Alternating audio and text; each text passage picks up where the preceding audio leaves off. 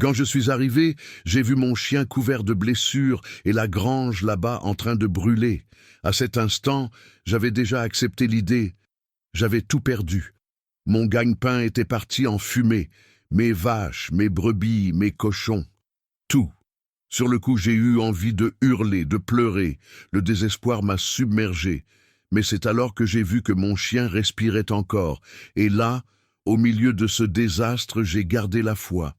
Je ne comprenais pas pourquoi il était dans cet état, brûlé par les flammes. C'est là que j'ai décidé de m'approcher de la grange. Et j'ai enfin compris la vérité. Je n'arrivais pas à croire ce que je voyais. Et ce que j'ai découvert ensuite va vous bouleverser. Si vous lisez ceci, c'est que cette histoire touchera votre cœur. Alors, n'hésitez pas à laisser un mot si vous aussi, vous aimez les animaux. Et abonnez-vous pour suivre la suite. Cela fait 7 ans que Maria est partie. 7 ans que je me réveille et que je cherche encore son sillage de l'autre côté du lit, espérant tomber sur ce sourire en coin qu'elle me lançait quand elle me surprenait à la regarder. 7 ans que je prends mon café seul, que le déjeuner refroidit dans l'assiette, parce que manger en tête-à-tête avec le silence n'a aucun goût. Le soir tombe, et je reste là, sur la galerie, à enchaîner les cigarettes en écoutant le vent frapper les vieilles tuiles de la maison. La ferme se trouve dans les environs d'Aurillac, au cœur du Cantal. Une bonne terre, des pâturages bien verts la majeure partie de l'année, et l'eau qui coule dans le ruisseau même pendant les mois les plus secs. J'ai hérité de tout ça de mon père, qui l'avait lui-même reçu du sien, 4 générations à fouler cette même terre brune, à se réveiller au chant des merles, à endurer cette chaleur lourde qui semble vous peser sur les épaules quand midi sonne au clocher du village. J'avais des projets. Nous avions des projets, Maria et moi. On allait agrandir le troupeau, restaurer la vieille grange, planter davantage de maïs sur les terres du bas. Elle voulait un grand potager. Un de ces jardins avec assez de légumes pour toute la semaine et des fleurs grimpant sur la clôture. Elle voulait peindre les volets en jaune. Elle disait que c'était la couleur de la joie. J'avais ri à l'époque, mais je lui avais promis de le faire. Je ne les ai jamais peints. Après son départ, c'est allé vite, un AVC qui ne m'a même pas laissé le temps de lui dire adieu proprement. La ferme a continué de tourner, parce que la terre n'attend pas la fin du deuil. Les vaches doivent être traites, les clôtures réparées, les bêtes soignées, mais je n'étais qu'une ombre.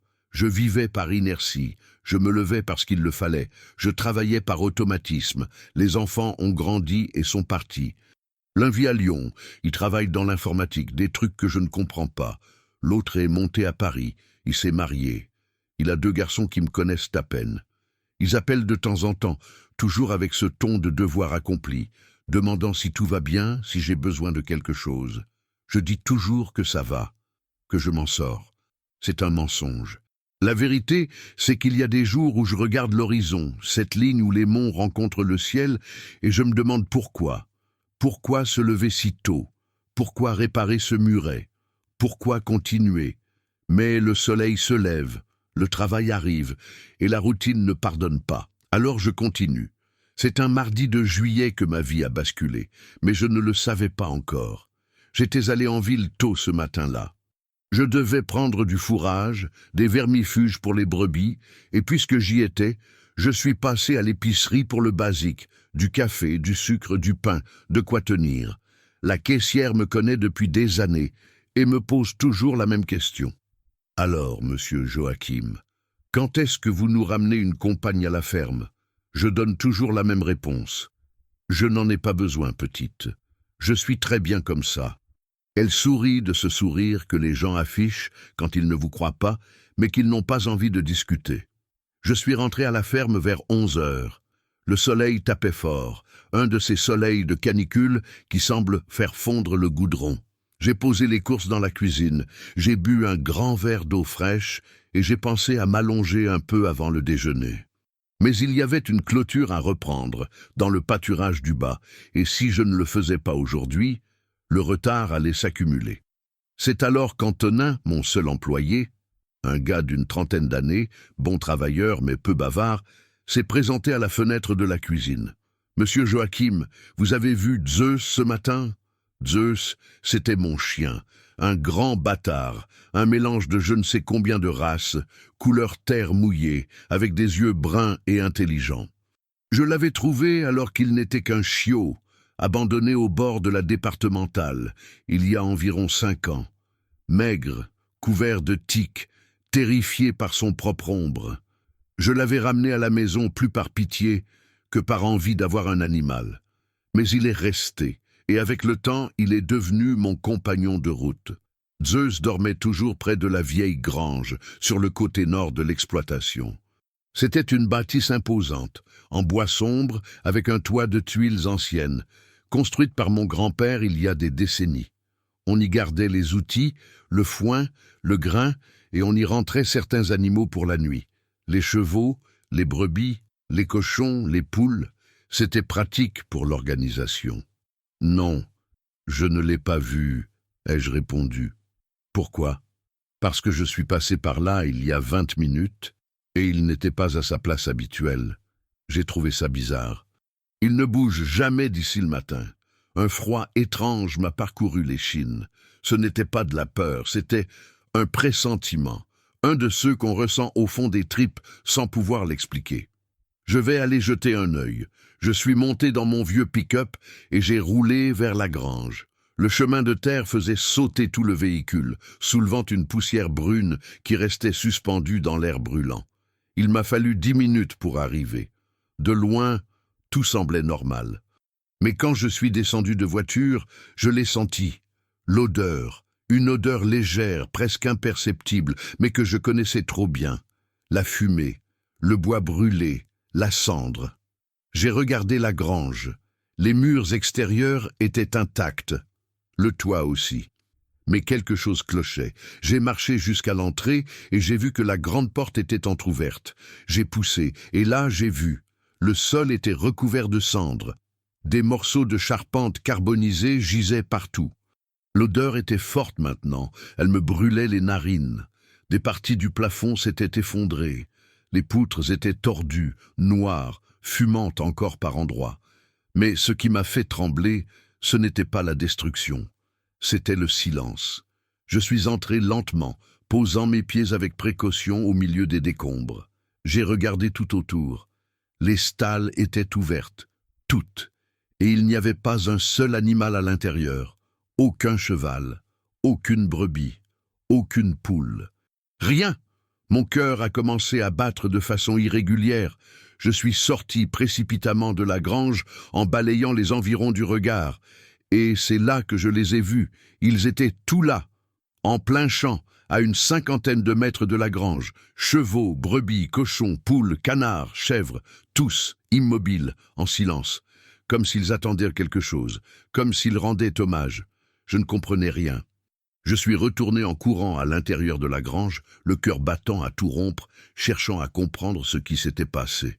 C'est alors que je l'ai aperçu, dans un coin sombre, près des restes d'une poutre écroulée. Zeus. Il était couché sur le flanc, respirant avec difficulté. Son pelage était roussi par endroits. L'une de ses pattes arrière était dans une position anormale, gonflée, meurtrie. Ses yeux étaient clos. Il gémissait faiblement. Je me suis agenouillé à ses côtés et j'ai posé ma main sur son cou, sentant son cœur battre bien trop vite. Zeus, mon Dieu, Zeus. Il a ouvert les yeux lentement, m'a regardé et a tenté de remuer la queue. Mais il n'a pas pu. La douleur était flagrante. C'est là que j'ai remarqué son collier, brûlé, déchiré par endroits, mais toujours attaché à son cou. Et j'ai compris. Les stalles ouvertes, les animaux dehors, Zeus blessé. Il était entré dans la grange en flammes. Il les avait tous sauvés. Et il avait failli mourir pour ça. Je l'ai pris dans mes bras, et malgré sa taille, il me semblait léger à cet instant. Et j'ai couru vers le pick-up. Je l'ai installé sur la banquette arrière avec infiniment de précaution et j'ai foncé vers la ville. Tandis que je conduisais, les larmes ont commencé à couler. Pas de tristesse, mais de quelque chose que je ne savais pas nommer. Un mélange de gratitude, de culpabilité et d'une admiration trop profonde pour les mots. J'ai regardé dans le rétroviseur. Zeus m'observait, haletant, essayant encore de remuer la queue. Et j'ai pensé, ce chien m'avait sauvé moi aussi. Seulement, Je ne le savais pas encore. La route jusqu'à Aurillac ne m'a jamais semblé aussi longue.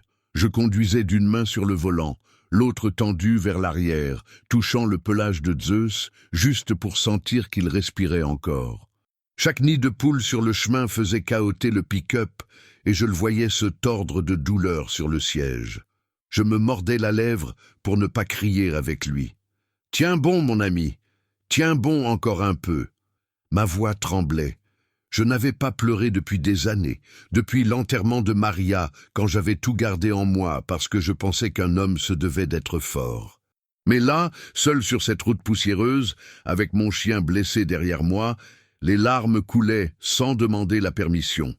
Aurillac se trouve à environ 40 kilomètres de la ferme. En temps normal, je faisais le trajet en une demi-heure, tranquillement. Cette fois, j'ai écrasé l'accélérateur et je l'ai fait en 20 minutes. J'ai brûlé les feux, j'ai klaxonné pour que tout le monde s'écarte, je me fichais des regards de travers. Le docteur Marc, le vétérinaire, avait sa clinique dans une vieille bâtisse bourgeoise du centre-ville, près de la place principale. Je me suis garé en travers du trottoir, peu m'importait l'amende. Je suis descendu, j'ai ouvert la portière et j'ai repris Zeus dans mes bras. Il pesait bien ses 30 kilos, mais à ce moment-là, il ne pesait rien. Ou peut-être était-ce l'adrénaline. J'ai franchi la porte en hurlant. « Docteur Marc, par pitié !» La réceptionniste, une jeune femme avec de grandes lunettes, s'est levée en sursaut. « Monsieur Joachim, que se passe-t-il ?»« Mon chien. Il est au plus mal. Il faut l'aider tout de suite. » Elle n'a pas posé de questions. Elle a couru vers le fond et est revenue avec le docteur Marc, un homme d'une 50aine d'années, les cheveux grisonnants, ses lunettes sur le front. Quand il a vu Zeus, son visage s'est durci. « Amenez-le en salle de chirurgie. Vite, nous avons suivi un couloir étroit jusqu'à une petite pièce avec une table d'examen en inox au centre. J'y ai déposé Zeus avec précaution. Il n'ouvrait même plus les yeux. Sa respiration était saccadée. Le docteur Marc a commencé à l'examiner avec rapidité, mais avec des mains fermes.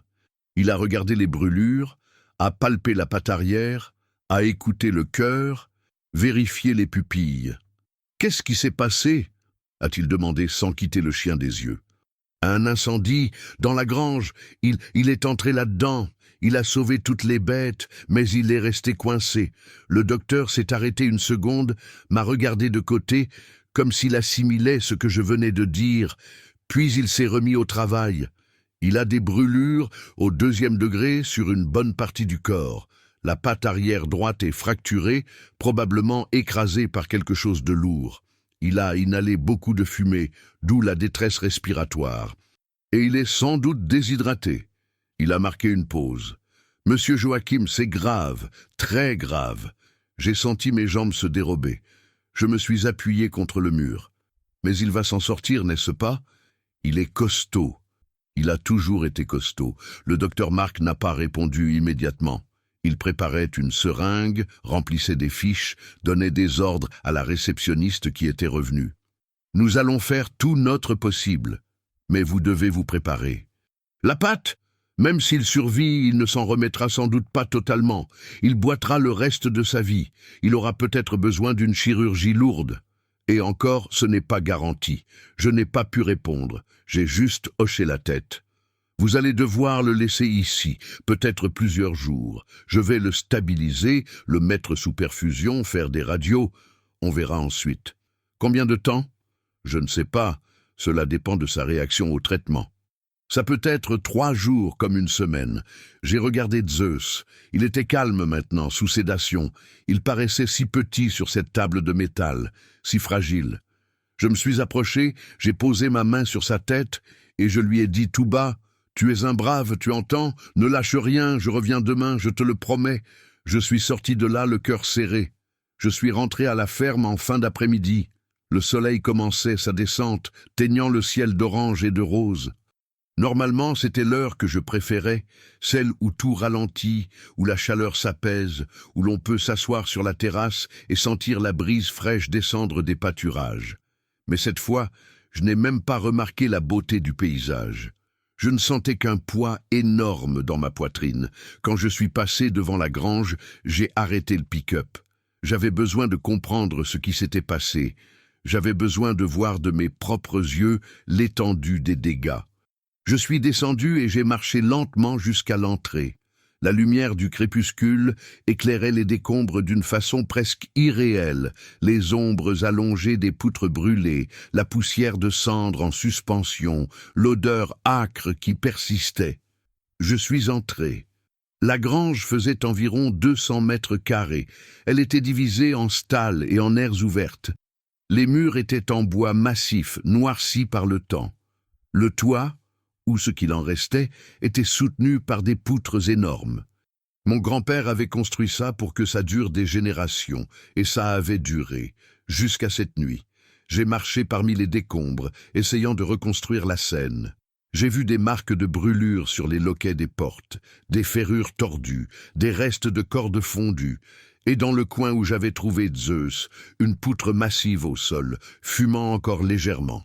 C'était sous cette poutre qu'il s'était retrouvé piégé. Je me suis agenouillé là. J'ai passé ma main sur le bois carbonisé. C'était encore tiède. Comment avait-il pu survivre? Je me suis relevé et j'ai continué d'inspecter les lieux. C'est alors que j'ai vu quelque chose qui m'a coupé le souffle. Des empreintes, pas celles de Zeus, des empreintes plus grandes, des traces de sabots.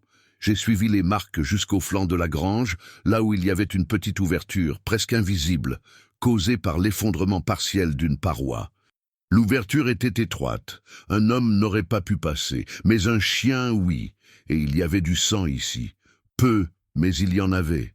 Du sang et des poils roussis. C'était par là que Zeus était sorti.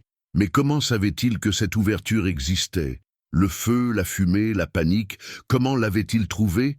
J'ai de nouveau regardé les traces de sabots. C'était celle d'un cheval, et elle se dirigeait vers la sortie. C'est là que j'ai compris, ou du moins que j'ai cru comprendre. Quelqu'un, ou quelque chose, avait aidé Zeus à sortir. Je suis sorti de la grange, et je suis allé là où les animaux étaient rassemblés plus tôt. Ils s'étaient éparpillés dans le pâturage, mais restaient groupés. J'ai sifflé les chevaux. Ils sont venus lentement, comme d'habitude. Il y en avait 3. Tonnerre, un hongre-bai grand et fort que j'utilisais pour le travail. Il y avait Étoile, une jument douce qui avait appartenu à Maria. Elle adorait monter au crépuscule. Et le 3e, c'était Éclair, un cheval plus jeune, un peu vif, mais très intelligent. Quand ils se sont approchés, j'ai remarqué un détail. Éclair avait des traces de suie sur le museau et de petites coupures sur les membres antérieurs. Je me suis approché de lui doucement. Il a reculé un peu, nerveux. « Doucement, mon grand, doucement. » J'ai pris une longe, je l'ai passée autour de son cou avec précaution et je l'ai emmené vers la lumière, près de la maison. J'ai examiné ses jambes. C'étaient des coupures superficielles, comme s'il avait piétiné du bois avec des clous ou poussé quelque chose de lourd et de rugueux. J'ai plongé mon regard dans le sien. De grands yeux sombres, profonds. « C'est toi, n'est-ce pas ?» Il a ébroué, secouant la tête. « Je ne suis pas un homme à croire aux miracles. Je ne suis pas du genre à penser que les bêtes ont une âme comme nous. Mais à cet instant, en regardant Éclair, j'ai ressenti quelque chose de différent. Une connexion qui n'avait pas besoin de mots. « Merci », ai-je murmuré tout bas. J'ai lâché la corde. Il est resté là un instant, immobile, comme s'il comprenait. Puis, il est reparti au trot, vers le pâturage. Cette nuit-là, je n'ai pas fermé l'œil. Je suis resté sur le perron jusque tard, enchaînant cigarette sur cigarette, les yeux perdus dans un ciel criblé d'étoiles. La nuit à la campagne possède ce silence particulier qui effraie ceux qui n'y sont pas nés. Pas de bruit de moteur, pas de voisins, pas de télévision. Rien que le vent, les grillons, le ululement d'une chouette au loin, le meuglement étouffé d'une vache. Et cette nuit-là, ce silence semblait hurler. Je ruminais tout. L'incendie. Comment ça avait pu commencer? Comment personne n'avait rien vu? Et comment Zeus, lui, s'en était aperçu à temps? Je pensais à Marie. Elle l'adorait, ce chien. C'est elle qui avait insisté pour qu'on le garde quand je l'avais trouvé sur le bord de la départementale, tout petit et tremblant de peur. J'avais dit non, qu'on n'avait pas besoin d'une bête de plus, que c'était du travail, qu'il allait salir la maison. Elle s'était moquée de moi. Joachim, tu râles pour la forme, mais au fond, tu as un cœur d'artichaut. Allez, ramène-le, tu verras, tu finiras par l'aimer. » Et je l'ai aimé. Zeus est devenu un membre de la famille. Il dormait au pied de notre lit. Il suivait Marie comme son ombre. Quand elle est partie, il a passé 3 jours sans toucher à sa gamelle, prostré sur le fauteuil où elle s'asseyait toujours sur la terrasse. J'essayais de le forcer, mais il me regardait avec ses grands yeux tristes et détournait la tête. Le 3e jour, je me suis assis à côté de lui. J'ai posé ma main sur son front et je lui ai dit « Je sais que ça fait mal. Ça me tue aussi. Mais on doit continuer. » Elle voudrait qu'on tienne le coup. Il a planté son regard dans le mien. Et il a mangé. Depuis, on a fait la route ensemble, lui et moi. Seuls, mais ensemble. Et voilà qu'il était dans une clinique à se battre pour rester en vie. J'ai écrasé ma cigarette et je suis rentré. La cuisine était plongée dans le noir. En allumant, j'ai vu la gamelle de Zeus dans le coin. Encore pleine. Il n'avait même pas eu le temps de manger avant le drame. Je me suis assis à table et pour la première fois depuis une éternité j'ai prié. Je ne suis pas croyant. Marie l'était. Elle allait à la messe tous les dimanches, faisait sa prière avant de s'endormir, gardait une vieille Bible écornée sur sa table de chevet. J'ai toujours pensé que la foi, c'était son affaire à elle. Moi je croyais au travail, à la terre, à ce que mes mains pouvaient bâtir. Mais cette nuit-là, la tête basse et les doigts croisés, j'ai supplié n'importe qui là-haut. Ne me le prends pas, s'il te plaît, ne me le prends pas lui aussi. Le lendemain, je me suis levé à l'aube, malgré la fatigue. Un café avalé à la hâte, j'ai grimpé dans le pick-up et j'ai foncé vers la ville. La clinique était encore fermée quand je suis arrivé. J'ai attendu devant la porte, fumant, observant l'éveil de la rue. Une camionnette de livraison est passée. Un gamin a filé sur son vélo. La ville s'éveillait doucement, comme si de rien n'était. Quand le docteur Marc est arrivé, il m'a vu et a poussé un soupir. « Monsieur Joachim, vous êtes matinal. » Je n'en pouvais plus d'attendre. Comment va-t-il? Nous sommes entrés. Il m'a conduit dans une petite salle au fond où Zeus était installé dans un grand box, allongé, le corps et les pattes entourés de bandages. Il était sous perfusion. Ses yeux étaient ouverts. En m'apercevant, il a tenté de se redresser. Il n'a pas pu. « Doucement, mon vieux, reste tranquille. Le docteur Marx s'est tenu près de moi. Il a passé une nuit stable. La fièvre est tombée. La respiration est plus régulière. C'est bon signe. Mais la patte, j'ai fait les radios. C'est une fracture ouverte. Je vais devoir opérer. C'est risqué, mais c'est sa seule chance de retrouver un peu de mobilité. » Quand? Cet après-midi. Si vous me donnez le feu vert. Faites-le. Faites tout ce qu'il faut. Je suis resté quelques minutes à lui caresser la tête. Il me fixait de ses yeux bruns, fatigués. Mais j'y ai vu quelque chose que je connaissais bien, la rage de vivre. Il n'allait pas lâcher, et moi non plus. Je suis rentré à la ferme avec une boule dans la gorge, qui ne passait pas. L'opération était prévue pour 15 heures. Le docteur m'avait dit que ça prendrait 2, peut-être 3 heures. Après, il n'y aurait plus qu'à attendre. Attendre et espérer. Je n'ai jamais été doué pour l'attente. En arrivant, j'ai trouvé Tonio, qui réparait la clôture du pré-sud. Il m'a vu descendre du pick-up et s'est approché, essuyant ses mains terreuses sur son bleu de travail. « Alors, monsieur Joachim, des nouvelles de Zeus? Il passe sur le billard aujourd'hui. Sa patte est en miettes. C'est sérieux. » Il a hoché la tête, l'air sombre. « C'est un dur, ce chien. Il va s'en sortir. Espérons. » On est resté là un moment, sans savoir quoi dire de plus. Tonio n'était pas un grand bavard. Il travaillait pour moi depuis 10 ans, vivait dans la petite maison au bout du terrain. Un brave gars, travailleur, jamais un mot plus haut que l'autre. « Monsieur Joachim », a-t-il dit en ôtant sa casquette pour se gratter la tête. J'y réfléchissais. Comment est-ce qu'il a pu partir, ce feu? Je m'étais posé la question toute la sainte nuit. Je ne sais pas, je vais aller voir ça de plus près. Vous voulez un coup de main? Oui. Finis la clôture et rejoins-moi à la grange. Il a fait un signe et s'est remis au boulot. Je suis allé à la maison, j'ai repris un café, le 3e, mais mon corps réclamait de l'essence. J'ai empoigné une grosse lampe torche et je suis retourné à la grange. En plein jour, le désastre était encore plus frappant. La lumière du soleil passait à travers les trous du toit, éclairant un champ de ruines. Du bois carbonisé, de la ferraille tordue, de la cendre partout. L'odeur de brûlé était si forte qu'elle piquait les yeux. J'ai commencé à fouiller méthodiquement, cherchant d'où c'était parti.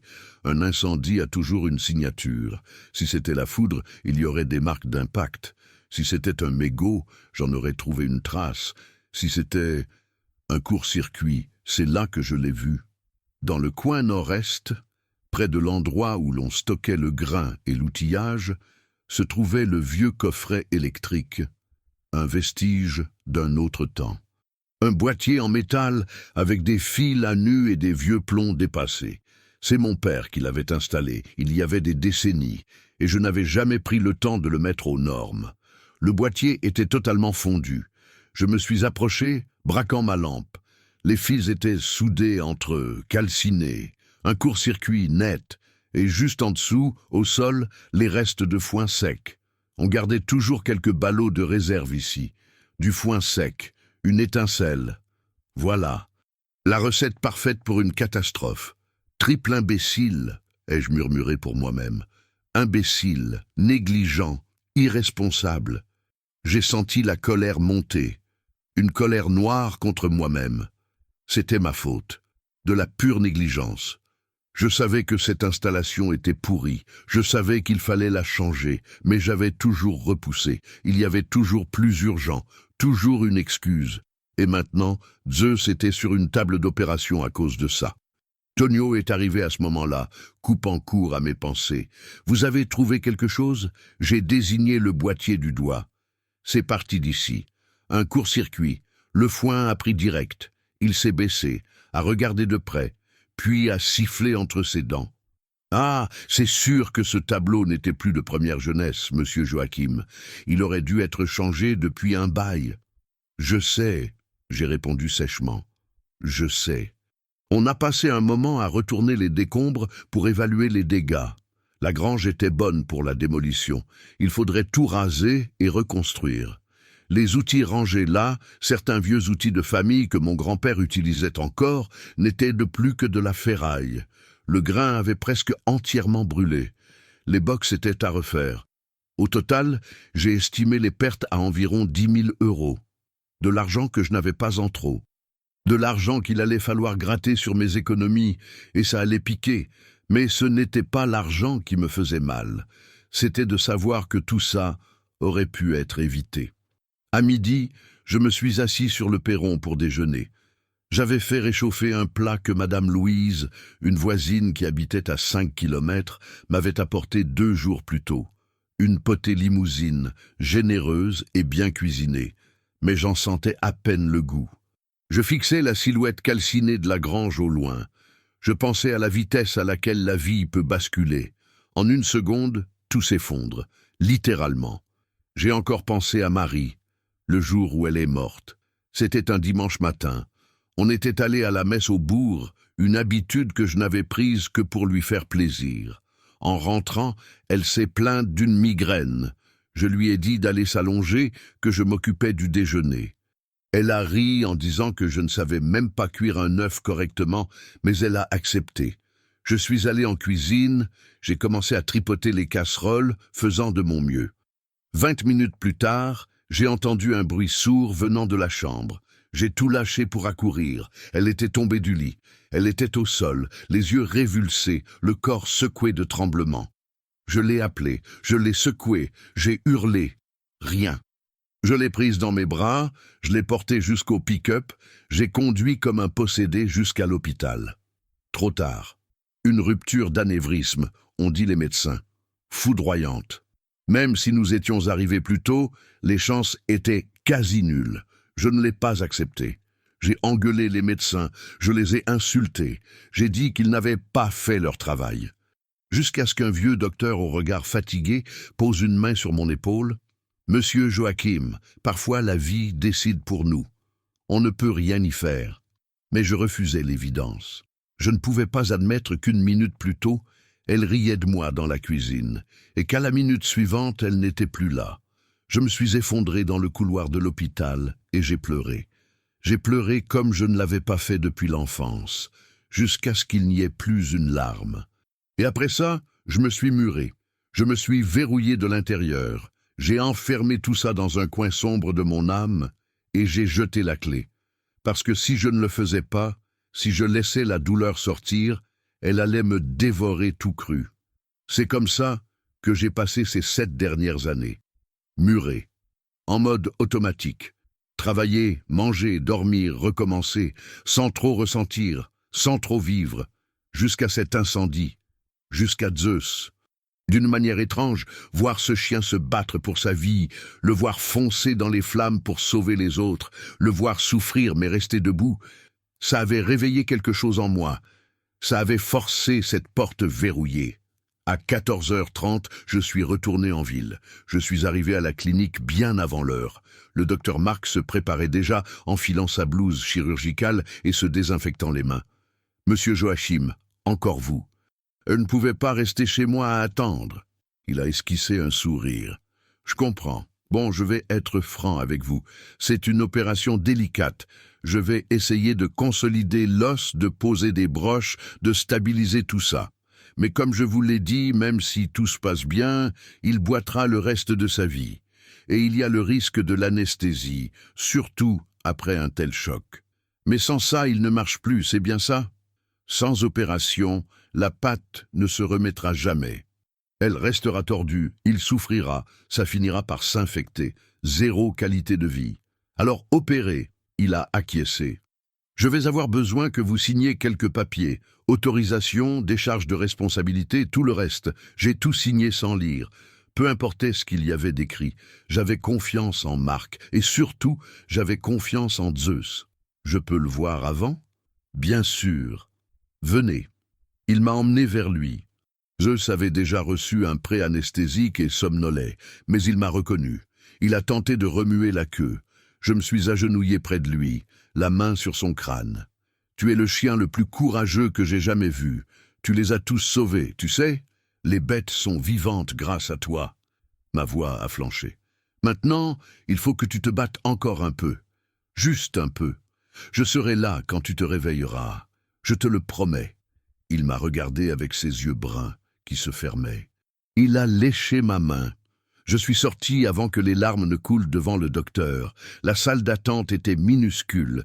6 chaises en plastique le long du mur, une table basse avec des vieux numéros de chasseurs français, une fontaine à eau dans le coin.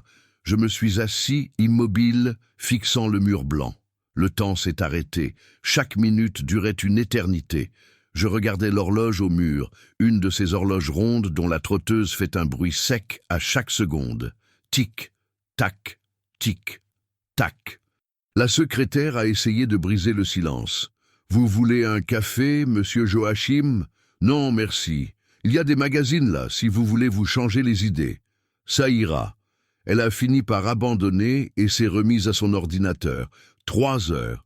Le docteur avait parlé de 2, peut-être 3 heures. Je comptais les minutes. 15h30, 16h, 16h30. Pourquoi était-ce si long? Est-ce que ça avait foiré? Est-ce qu'il n'avait pas tenu sous l'anesthésie? Est-ce qu'à cet instant précis, le docteur Marc essayait de le ranimer, sans y arriver? Je me levais, je me rasseyais, je faisais les 100 pas. La secrétaire m'observait du coin de l'œil, inquiète. 17 heures. La porte du bloc s'est enfin ouverte. Le docteur Marc est apparu, baissant son masque sur son visage épuisé. Il avait le front en sueur. Ses gants étaient encore tachés de sang. Je me suis levé d'un bond. Alors, il a pris une profonde inspiration. C'est réussi. J'ai senti mes jambes se dérober. Je me suis accroché au dossier d'une chaise. Il va bien? Il est stable. L'opération a été plus complexe que prévu. L'os était en miettes, j'ai dû poser plus de broches que prévu, mais j'ai pu tout reconstruire. Maintenant, c'est la cicatrisation qui nous dira la suite. Je peux le voir? Il est en salle de réveil, encore dans les vapes. Il faudra environ 2 heures pour qu'il émerge complètement. Vous pouvez repasser demain matin si vous préférez. J'attendrai.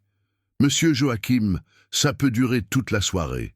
Ce n'est pas grave, j'attendrai. Il m'a fixé un instant, puis a hoché la tête. D'accord, je vous laisserai entrer tout à l'heure, quand il commencera à se réveiller. J'ai attendu 2 heures de plus. La clinique a fermé à 19 heures, mais Marc m'avait laissé la porte ouverte. La secrétaire était partie. Il ne restait plus que lui, moi et son assistante, une jeune fille nommée Carla. À 19h30, il m'a appelé. « Vous pouvez venir. » Je suis entré dans la salle de réveil. C'était petit, avec 3 grands box pour les animaux en post-opératoire. Zeus était dans celui du milieu, couché sur le flanc, la respiration lente. Sa patte opérée était bandée, immobilisée par une attelle. Il y avait toujours la perfusion, mais ses yeux étaient mi-clos. Zeus, j'ai soufflé. Il a doucement tourné la tête vers moi. Il n'a pas pu remuer la queue, mais il a reconnu ma voix. « Tu as réussi, mon vieux, tu as réussi. » Le docteur Marc s'est placé à mes côtés. Il doit rester ici au moins 3 jours. Je dois le surveiller, changer les pansements, gérer la douleur et les risques d'infection. Après ça, vous pourrez le ramener à la ferme. Mais il aura besoin de soins. Médicaments, repos complet, rééducation. Je ferai tout ce qu'il faut. Il a souri discrètement. Je n'en doute pas. Je suis resté là une demi-heure à le regarder dormir. De temps en temps, il entrouvrait les yeux, me voyait et les refermait. Comme s'il vérifiait que j'étais toujours là. Et j'y étais, et j'y serais encore. Quand j'ai quitté la clinique, la nuit était tombée. La ville était silencieuse, les lumières s'éteignaient une à une. Je suis monté dans le pick-up pour rentrer à la ferme. La route de terre était noire, seulement éclairée par mes phares. Le silence de la campagne était profond. Mais cette fois, ce n'était plus un silence pesant, c'était un silence de paix. Parce que pour la première fois depuis bien longtemps, je ressentais de l'espoir. Pendant les 3 jours qui ont suivi, j'ai fait l'aller-retour à la ville quotidiennement. Au petit matin et à la tombée du jour, je lui apportais la nourriture que le docteur Martin avait recommandée, du poulet bouilli, du riz, quelques légumes. Zeus mangeait peu, mais il mangeait. Chaque jour, il semblait un peu plus présent. Le 2e jour, il a réussi à remuer la queue en me voyant. Le 3e, il a tenté de se lever. Il n'y est pas parvenu, bien sûr, à cause de son attelle, mais il a essayé. Doucement, ai-je murmuré en le soutenant avec précaution. « Pas encore, mon vieux, pas encore. » Le docteur Martin suivait tout cela de près. Il changeait les pansements, administrait les injections, vérifiait la température. Il semblait satisfait de la convalescence. « Il est solide », a-t-il déclaré le 4e jour, lorsqu'il a enfin autorisé sa sortie. « Plus solide que je ne l'aurais cru. La cicatrisation est belle, aucun signe d'infection. C'est un petit miracle vu ce qu'il a traversé. Je peux l'emmener ? Vous pouvez, mais à certaines conditions. » Il m'a tendu une liste. Voici l'ordonnance. Antibiotiques, anti-inflammatoires, analgésiques. 3 fois par jour, à heure fixe. Repos absolu pendant au moins 2 semaines. Pas d'effort, pas de course, pas de saut. Et après cela, de la rééducation. Je vous montrerai quelques exercices à faire avec lui. Je suivrai tout à la lettre. « Je le sais », a-t-il répondu en marquant une pause. « Monsieur Jean, je peux vous dire une chose ? Bien sûr, ce chien vous aime. La façon dont il vous regarde, c'est quelque chose de rare. Vous avez de la chance. Je n'ai pas trouvé les mots. J'ai juste incliné la tête. Quand je suis allé chercher Zeus, il était dans sa grande cage, déjà agité, impatient de sortir. En m'apercevant, il a tenté de se redresser. Cette fois, il a réussi à tenir debout, titubant, s'appuyant seulement sur 3 pattes. « C'est bien, mon grand. » Doucement. Je lui ai mis son collier, celui-là même qui avait été noirci par l'incendie, mais que le docteur Martin avait pris soin de nettoyer. Ce collier était le symbole de tout ce qui s'était passé. J'ai aidé Zeus à sortir de la cage, à descendre de la table d'examen, à marcher jusqu'à la sortie.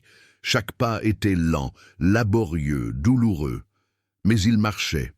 Je l'ai installé avec 1000 précautions sur la banquette arrière de la camionnette que j'avais recouverte de couvertures épaisses. Avant de mettre le contact, je me suis retourné pour l'observer. Il regardait par la fenêtre, fixant la rue, les passants, la vie qui suivait son cours. Et pour la première fois depuis bien longtemps, il semblait apaisé, tout comme moi.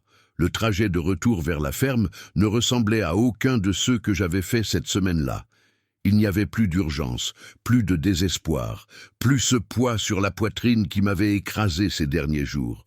Je conduisais lentement, évitant les nids de poules avec soin, jetant un œil au rétroviseur chaque minute pour m'assurer que Zeus allait bien. Il restait allongé sur les couvertures, la tête posée sur le rebord du siège, contemplant le paysage. De temps en temps, il gémissait doucement. La douleur était toujours là, malgré les médicaments. Mais ce n'était pas un gémissement de détresse, c'était juste son corps qui se plaignait de l'épreuve subie. « On est presque arrivé », lui ai-je dit, plus pour moi que pour lui. « Tu vas voir, tu seras vite sur pied. Je vais bien m'occuper de toi. » Nous avons quitté la nationale pour prendre la route vicinale, qui se transformait bientôt en chemin de terre. Le soleil commençait déjà sa descente, peignant le ciel de ces nuances orangées que j'aimais tant. La chaleur de la journée laissait place à une brise fraîche qui s'engouffrait par la fenêtre ouverte. Il y a quelque chose dans la campagne profonde de l'Auvergne, à cette heure-ci, qui défie toute explication. C'est comme si le monde entier s'arrêtait pour reprendre son souffle. Les pâturages semblent plus verts, l'ocre de la terre plus vif, le chant des oiseaux plus cristallin. C'était l'heure que Marie préférait. L'heure où elle restait là, sur le perron, main dans la main avec moi, à simplement regarder l'horizon. « Tu vois ça, Marie ?» ai-je chuchoté pour moi-même. « Notre chien est un héros. Tu as toujours dit qu'il était spécial. Tu avais raison. Le vent portait l'odeur de la terre mouillée. Il avait plu légèrement dans l'après-midi, une de ces pluies d'été rapides qui rafraîchissent tout sans interrompre le travail. Le chemin était encore humide, et les pneus produisaient ce frottement sourd et souple en passant. Quand j'ai aperçu la barrière de la ferme, j'ai ressenti un soulagement immense. Je suis descendu l'ouvrir, je suis remonté et j'ai avancé au pas. Je me suis garé devant la maison et j'ai coupé le moteur. Le silence, ce bon silence de la campagne. Un silence qui n'est pas de la solitude, mais juste de la paix.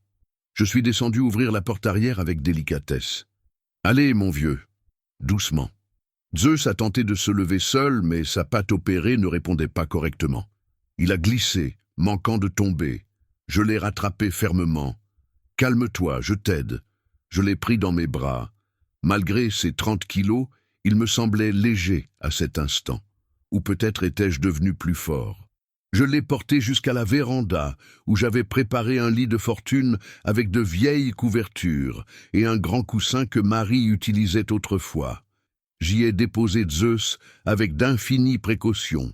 Il s'est installé, a poussé un long soupir et a fermé les yeux. « Tu es à la maison maintenant, tu es chez toi. » Je me suis assis par terre à ses côtés, posant ma main sur sa tête. Je suis resté là sans rien faire, sentant simplement son souffle, regardant sa poitrine s'élever et redescendre au bon rythme. C'est là que j'ai senti qu'on nous observait. J'ai tourné la tête et j'ai vu Antoine, debout à l'entrée de la véranda, son béret à la main nous regardant. « Il est revenu », a-t-il dit de sa voix simple. « Il est revenu. Il va s'en sortir. Le docteur dit que oui, mais il boitera toute sa vie. » Antoine est resté silencieux un moment, puis il a ajouté « Ça n'a pas d'importance. L'important c'est qu'il soit en vie. » C'est vrai. Il a remis son béret. « Avec les gars, on a rangé un peu pendant votre absence. On a déblayé les décombres de la grange, trié ce qu'on pouvait sauver. C'est pas grand-chose, mais... Merci Antoine. » Du fond du cœur, il a fait un signe de la main, intimidé par mes remerciements. « Vous avez dîné ? » ?»« Non. Madame Lucie a laissé un plat. C'est dans le frigo, vous n'avez qu'à faire réchauffer. Merci. » Il est parti et je suis resté là encore un moment, jusqu'à ce que Zeus commence à s'agiter. Je me suis levé d'un bond. « Qu'est-ce qu'il y a ? Tu as mal ?» Il a tenté de se redresser à nouveau. Je l'ai aidé à tenir sur ses pattes. Il a boité jusqu'au bord de la véranda et a regardé vers les champs. Et c'est là que je les ai vus. Tous les animaux étaient là. Les 3 chevaux, Tonnerre, Étoile et Éclair.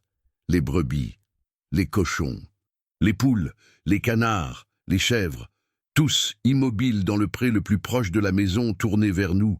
Ils ne faisaient aucun bruit, ils ne bougeaient pas, ils regardaient, tout simplement. C'était comme s'ils attendaient, comme s'ils savaient que Zeus était de retour, comme s'ils voulaient le remercier. Je sais que ça semble fou, je sais que les bêtes ne pensent pas comme ça, mais je jure que c'est ce que j'ai ressenti à ce moment-là, une gratitude silencieuse. Zeus les a regardés et, malgré sa patte, malgré la douleur, il a remué la queue.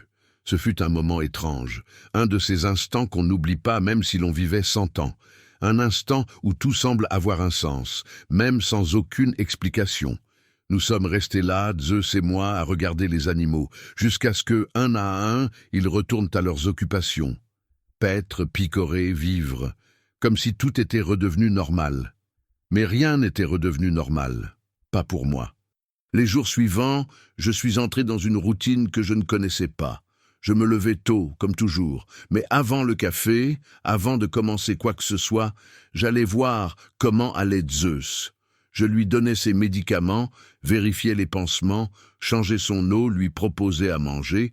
Le docteur Martin m'avait appris les exercices de rééducation, des mouvements simples, plier la patte doucement, l'étirer, masser les muscles autour de la fracture. Zeus n'aimait pas beaucoup ça, mais il restait stoïque. « Je sais que ça fait mal, lui disais-je pendant les séances, mais c'est pour ton bien, il faut que tu marches à nouveau correctement. » Matin et soir, je répétais les exercices, 15 minutes à chaque fois. Zeus gémissait, mais il ne montrait jamais les dents, ne cherchait pas à fuir. Il semblait comprendre la nécessité de la chose. Au bout d'une semaine, il parvenait déjà à tenir debout sans aide. Il boitait encore beaucoup, se déplaçait avec difficulté, mais c'était un progrès. « Tu te débrouilles bien, mon vieux ?»« Très bien. » Pendant la journée, quand je travaillais, Zeus restait sur la véranda à se reposer, mais il gardait toujours un œil sur moi, toujours attentif. Si je m'éloignais trop, il tentait de se lever pour me suivre. « Non, non, reste là. Repos, tu te souviens ?» Il se recouchait, mais ne me lâchait pas du regard. Antoine l'a remarqué.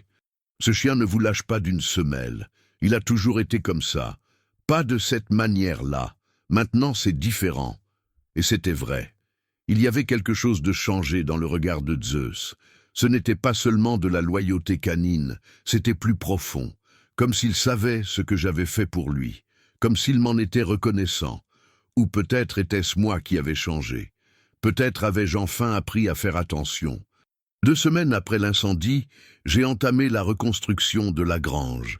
J'ai fait appel à un maçon du bourg, M. Raymond, un homme de confiance qui avait déjà travaillé pour moi. Il est venu avec 2 ouvriers. Ils ont pris les mesures, ont établi un devis. « Monsieur Jean, si on le fait bien. Structure en maçonnerie, toiture en bac acier, installation électrique aux normes. Ça ne sert à rien de bâcler le travail pour avoir des ennuis dans 5 ans. » Combien il a fait ses calculs, me les a montrés. Ça a fait mal au portefeuille, très mal, mais c'était indispensable. Très bien, allez-y. Le chantier a commencé la semaine suivante. Bruit de masse, odeur de ciment, poussière ocre s'élevant avec le vent. La ferme s'est transformée en zone de travaux. Zeus n'aimait pas le vacarme. Il s'agitait sur la véranda, aboyant de temps en temps. Je le rentrais à l'intérieur dans ces moments-là, là où c'était plus calme. C'est comme ça que j'ai commencé à le laisser dormir dans la maison. Avant, Zeus avait toujours dormi dehors, près de la grange, sous la véranda ou sous le grand chêne. Marie avait essayé de le convaincre de rentrer quelquefois, mais il n'avait jamais voulu. Il préférait le grand air, mais à présent, blessé et ayant besoin de soins, il n'avait plus le choix. Et j'ai découvert que j'aimais sa présence. Le soir, après le dîner, je m'asseyais au salon avec un café et Zeus restait allongé sur le tapis, près de mon fauteuil. Parfois, il relevait la tête, me fixait et je posais ma main sur lui. « Tu es un bon compagnon, tu sais, le meilleur ami qu'un vieux bougon comme moi puisse avoir. » Il remuait la queue, et peu à peu, cette maison qui m'avait semblé bien trop grande après le départ de Marie commençait à paraître moins vide. C'est un vendredi soir, presque 3 semaines après l'incendie, que quelque chose a basculé.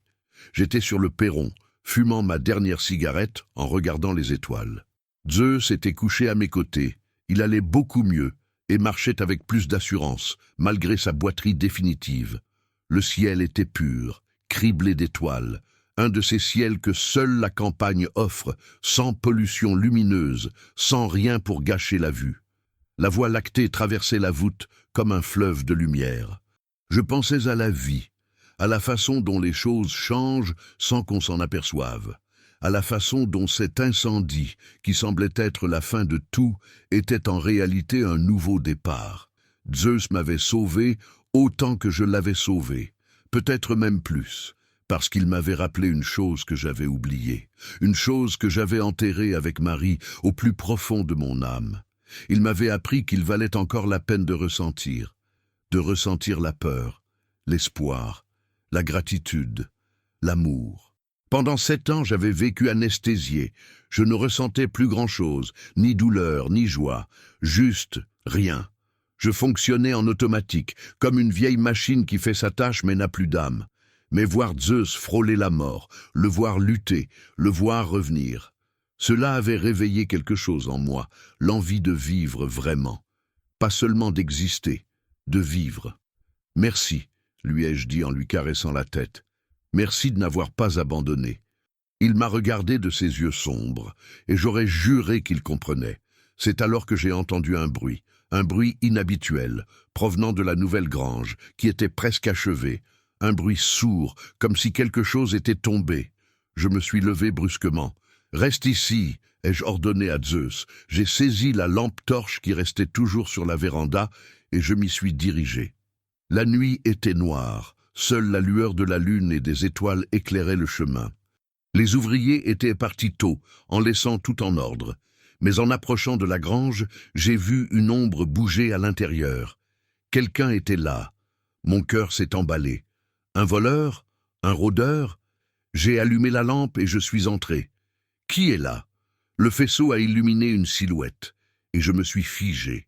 C'était un enfant, petit, 10 ou 11 ans tout au plus, sale, terriblement maigre, portant des vêtements en lambeaux.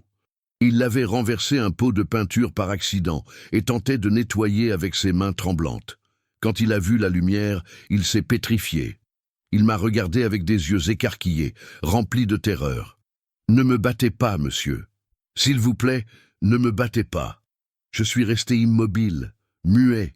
1000 questions se bousculaient dans ma tête. Qui était ce gamin? Que faisait-il ici? D'où venait-il? Mais la première chose qui est sortie de ma bouche a été « Tu as faim ?» Il n'a pas répondu. Il a continué à me fixer, tremblant de tous ses membres. J'ai baissé la lampe pour ne pas l'éblouir. J'ai fait un pas en arrière. « Calme-toi, je ne vais pas te battre. Je ne te ferai rien. Je veux juste savoir, tu as faim ?» Il a hésité. Puis, lentement, il a fait signe que oui. « Viens, » ai-je dit en faisant demi-tour. « Viens avec moi. » Il n'a pas bougé. Je me suis arrêté, je me suis retourné. « Je ne te ferai pas de mal, je te le promets.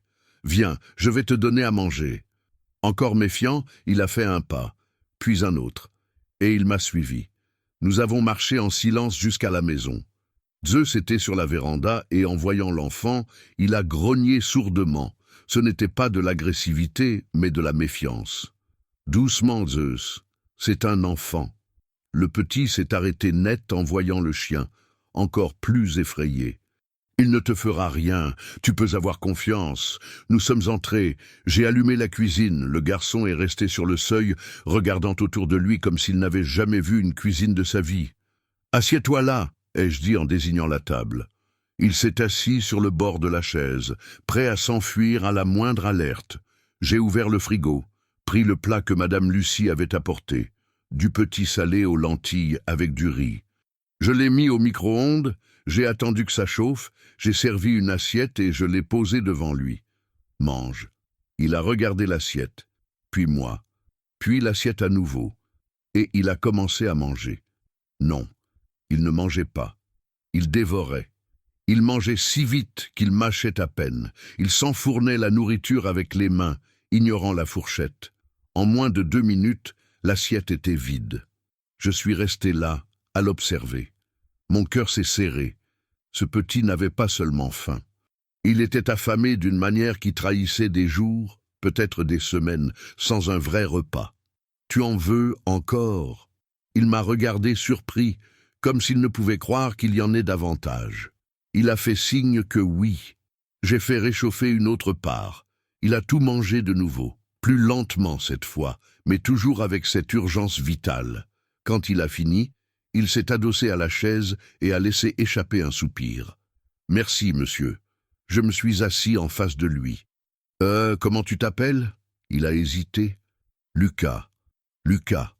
Très bien. Moi, c'est Jean. Et lui, c'est Zeus, » ai-je dit, en montrant la véranda où le chien montait toujours la garde. « Quel âge as-tu, Lucas ?»« 11 ans. »« Et qu'est-ce que tu faisais dans ma grange en pleine nuit ?» Il a baissé la tête. « Je cherchais un endroit pour dormir. »« Dormir ? Tu n'as pas de maison ?» Le silence. « Lucas, il faut que tu me dises ce qui se passe. Tes parents savent que tu es ici ?» Il est resté silencieux. Mais j'ai vu les larmes commencer à couler, et c'est à ce moment-là que j'ai compris que la nuit allait être longue, très longue. J'ai pris un verre, je l'ai rempli d'eau, et je l'ai posé devant lui. « Bois, doucement. » Lucas a pris le verre à deux mains, tremblant, et l'a vidé d'un trait. Il s'est essuyé la bouche avec le dos de sa main sale et a gardé la tête baissée. J'ai tiré une chaise et je me suis assis en face de lui, en gardant mes distances pour ne pas l'effrayer. Ce gamin ressemblait à un animal traqué. Le moindre geste brusque et il aurait pris la fuite. « Lucas, » ai-je commencé avec la voix la plus calme possible, « je ne vais pas appeler la police. Je ne vais te livrer à personne. Je ne ferai rien que tu ne veuilles pas. Mais j'ai besoin de comprendre. Tu as fugué ?» Il n'a pas répondu. Il a simplement serré les paupières et d'autres larmes ont coulé. J'ai attendu. J'ai appris avec les bêtes que parfois, il vaut mieux se taire et laisser l'autre s'habituer à ta présence. Après un long moment, il a fini par parler, la voix à peine audible. « Je n'ai pas de maison. »« Comment ça, tu n'as pas de maison ?»« Ma mère... » Sa voix s'est brisée. « Ma mère est morte il y a 2 mois, d'un cancer. On vivait à Toulouse dans un petit logement qu'on louait. Quand elle est morte, le propriétaire m'a mis dehors parce que je ne pouvais plus payer. Mon père, je n'ai jamais connu mon père. J'ai senti ma poitrine se serrer. Et ensuite, qu'est-ce que tu as fait ?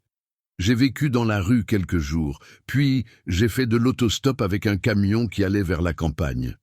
Le chauffeur m'a laissé dans une petite ville, je ne me souviens plus du nom. Je suis resté là-bas un moment, à dormir devant des églises, à demander à manger. Jusqu'à ce que... Il s'est arrêté, se mordant la lèvre. Jusqu'à quoi ? Jusqu'à ce que des types commencent à s'en prendre à moi. Ils disaient que je devais travailler pour eux, vendre des trucs dans la rue, ce genre de choses. J'ai eu peur. Je suis parti en pleine nuit. J'ai marché. J'ai fait de l'autostop quand je pouvais, marcher quand je ne pouvais pas. Je voulais juste aller loin. Un endroit où personne ne me trouverait. Et comment tu es arrivé ici ? Je marchais sur un chemin de terre. J'ai vu des lumières au loin. J'ai cru que c'était un village. Mais c'était votre ferme. J'ai vu la grange. J'ai vu que c'était désert la nuit. J'ai pensé que je pouvais dormir là sans que personne ne me voie. Il m'a regardé pour la première fois, les yeux rouges. Je ne voulais rien voler, monsieur. Je le jure. Je voulais juste dormir. Je suis resté silencieux, à tout encaisser. Un enfant de 11 ans. Seul au monde, sans famille, sans maison, sans rien, aéré comme un animal livré à lui-même, fuyant des gens dangereux, dormant n'importe où, et il avait atterri dans ma ferme. Je me suis levé, je suis allé à la fenêtre, et j'ai allumé une cigarette. J'avais besoin de réfléchir. Zeus est entré en boitant dans la cuisine à ce moment-là, et s'est approché de moi. J'ai posé la main sur sa tête, comme pour lui demander conseil. Qu'est-ce que j'allais faire de ce gamin ? Le raisonnable aurait été d'appeler les services sociaux, de le confier aux autorités, de les laisser gérer. Il y avait des foyers, des éducateurs, des gens formés pour ça. Moi, je ne l'étais pas. J'étais juste un vieux fermier, veuf, qui avait déjà du mal à prendre soin de lui-même. Mais j'ai regardé Lucas. Il était assis sur cette chaise, trop petit, trop maigre, trop sale. Il semblait avoir la moitié de ses 11 ans. Ses vêtements étaient en lambeaux, un t-shirt déchiré qui avait autrefois été blanc, un short couvert de boue sèche, des tongs usés dont les lanières étaient presque rompues. Ses pieds étaient abîmés, pleins d'ampoules, d'éraflures et une vilaine coupure au talon droit qui semblait infectée. Combien de temps avait-il marché? Combien de jours sans manger correctement? Combien de nuits à dormir dehors? Et j'allais simplement le remettre au système. En faire un dossier de plus, un chiffre de plus, une statistique de plus. « Lucas », ai-je dit en revenant vers la table, « tu as d'autres membres de ta famille, un oncle, une tante, une grand-mère, quelqu'un ?» Il a secoué la tête. « Ma mère était fille unique. Ma grand-mère est morte avant ma naissance. Il n'y a personne. »« Des amis, quelqu'un qui pourrait t'aider. »« Non, monsieur, il n'y a personne. » J'ai poussé un long soupir. J'ai regardé l'horloge au mur. Il était déjà plus de 11 heures du soir. J'ai regardé Zeus, qui me fixait de ses yeux marrons, comme s'il disait « Tu sais ce que tu dois faire. »« D'accord, ai-je fini par dire, tu dors ici cette nuit. Demain, on verra quoi faire. » Ses yeux se sont agrandis. « Ici, chez vous ?»« Oui, il y a une chambre au fond du couloir. C'était celle de mon fils. Elle est vide depuis des années, mais il y a un lit, des couvertures. Tu dormiras là. Mais vous ne me connaissez pas. Et si je volais quelque chose? Et si je... Tu vas voler? » Il a secoué la tête vivement. « Non, monsieur. Jamais. Je ne suis pas un voleur. Alors c'est décidé, viens. » Je me suis levé et j'ai pris le couloir. Lucas m'a suivi lentement, encore méfiant, comme si tout ça pouvait être un piège. La chambre de mon plus jeune fils se trouvait au bout du couloir. J'ai ouvert la porte. Elle était restée telle qu'il l'avait laissée quand il était parti vivre à Paris, 10 ans plus tôt. Un lit, une place contre le mur, une vieille armoire, une petite table de chevet avec un tiroir. Le tout recouvert d'une fine couche de poussière. « Installe-toi. La salle de bain est juste à côté. Il y a des serviettes dans le placard. Tu peux te laver si tu veux. » Lucas est resté immobile sur le seuil, regardant la pièce comme s'il s'agissait d'un palais. « Monsieur, pourquoi vous faites ça? » « Bonne question, pourquoi je faisais ça? Je pouvais le renvoyer, je pouvais appeler la police, je pouvais faire ce que toute personne raisonnable aurait fait. Mais quand je regardais ce gamin, je ne voyais pas un inconnu. Je voyais quelqu'un de perdu, quelqu'un de seul, quelqu'un qui avait besoin d'aide, et je savais trop bien ce que ça faisait. Parce que, ai-je répondu lentement, tout le monde mérite au moins une bonne nuit de sommeil. On parlera mieux demain. Bonne nuit, Lucas. Je suis sorti et j'ai fermé la porte. Je suis resté un moment dans le couloir à écouter. J'ai entendu des pas légers, la porte de la salle de bain s'ouvrir, l'eau de la douche couler. Je suis retourné à la cuisine. Zeus m'a suivi, boitant. « Et maintenant, mon vieux, qu'est-ce que j'ai fait ?» Il m'a regardé et a remué la queue. Je n'ai pas bien dormi cette nuit-là. Je me suis retourné sans cesse dans le lit, pensant à tout, à l'incendie. À Zeus qui avait failli mourir, à la grange qu'on reconstruisait, et maintenant à un enfant de 11 ans qui dormait dans la chambre de mon fils. La vie avait une drôle de façon de faire les choses. 3 semaines plus tôt, j'étais seul, vivant en pilote automatique, sans vraiment rien ressentir. Et soudain, en très peu de temps, tout avait changé, comme si l'univers avait décidé de me secouer, de me forcer à ressentir à nouveau, de me forcer à vivre à nouveau. Je me suis levé à 5 heures du matin, comme toujours. Mais cette fois-là, avant d'aller au champ, je suis passé par la cuisine et j'ai préparé du café. Du vrai café, bien fait, comme Maria le faisait. Pas celui que je réchauffais 3 fois d'affilée depuis des années. J'ai fait griller du pain, j'ai fait frire des œufs, j'ai préparé des croque-monsieur. Quand je finissais, j'ai entendu des pas dans le couloir. Lucas est apparu à la porte de la cuisine. Il s'était lavé, ça se voyait à sa peau propre, à ses cheveux mouillés peignés en arrière. Mais il portait toujours les mêmes vêtements sales. Il n'avait rien d'autre à se mettre. « Bonjour », ai-je dit. « Bonjour, monsieur. Assieds-toi. Le petit déjeuner est prêt. » Il s'est assis lentement, encore sur la réserve. J'ai posé devant lui une assiette bien remplie. Pain, œufs, fromage, un bol de café au lait. Mange. Cette fois, il a mangé plus lentement. Toujours affamé, mais sans le désespoir de la veille. Entre deux bouchées, il me regardait du coin de l'œil, comme s'il n'arrivait toujours pas à croire à ce qui se passait. « Tu as bien dormi ?»« Oui, monsieur. Ça faisait longtemps que je n'avais pas dormi dans un lit. Combien de temps ?» Il a réfléchi. 2 mois depuis la mort de ma mère. 2 mois dans la rue. Un enfant de 11 ans. « Lucas, j'ai besoin de te poser quelques questions. Ça va ?» Il a hoché la tête. « Tu es sûr qu'il n'y a personne qui pourrait s'occuper de toi? Aucun ami de ta mère? Aucun voisin? » « Non, monsieur. Ma mère était couturière. Elle travaillait à la maison. On ne connaissait pas beaucoup de monde. Et quand elle est tombée malade, tout est allé très vite. Elle a essayé de me dire quelque chose avant de mourir à propos d'un endroit, de certaines personnes, mais je n'ai pas compris. Elle était trop faible. Et tu es sûr que tu ne veux pas que j'appelle l'aide sociale à l'enfance? Il pourrait t'aider, te placer dans un foyer et te... »« Non !» a-t-il presque crié en se levant. « S'il vous plaît, monsieur, ne m'envoyez pas dans un foyer. J'y ai été quand j'étais plus petit, avant de retourner vivre avec ma mère. C'était horrible. Les enfants se battaient, les adultes s'en fichaient, certains nous frappaient. Calme-toi, calme-toi. Je ne ferai rien que tu ne veuilles pas. » Il s'est rassis, tremblant. « Pardon, c'est juste que je ne veux pas y retourner.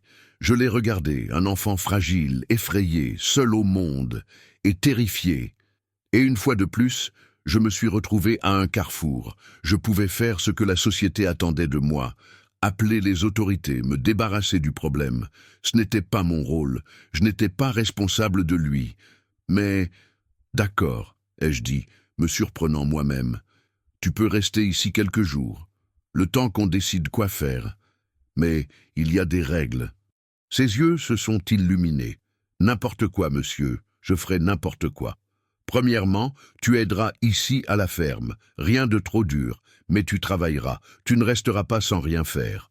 Deuxièmement, tu te laveras tous les jours, tu mangeras correctement, tu dormiras correctement. Troisièmement, tu me diras toujours la vérité.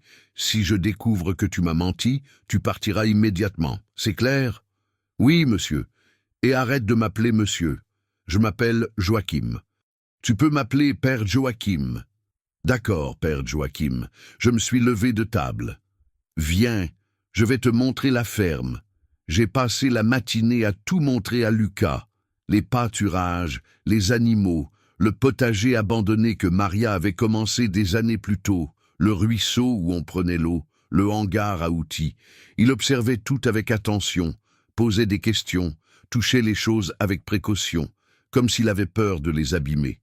Quand nous sommes arrivés à la nouvelle grange, il s'est arrêté. « C'est ici que ça a brûlé. »« Oui, juste là où tu étais caché hier soir. »« Qu'est-ce qui s'est passé ?» Je lui ai raconté. Le court-circuit, l'incendie, Zeus entrant pour sauver les animaux, la poutre qui s'effondre, l'opération, tout. Lucas a écouté en silence. Quand j'ai fini, il a demandé « Et il a sauvé tout le monde ?»« Tout le monde. C'est un héros. » Oui. Lucas a regardé Zeus, qui boitait derrière nous. « Je peux le caresser ?» Oui, mais doucement. Il se remet encore. Lucas s'est accroupi et a tendu la main.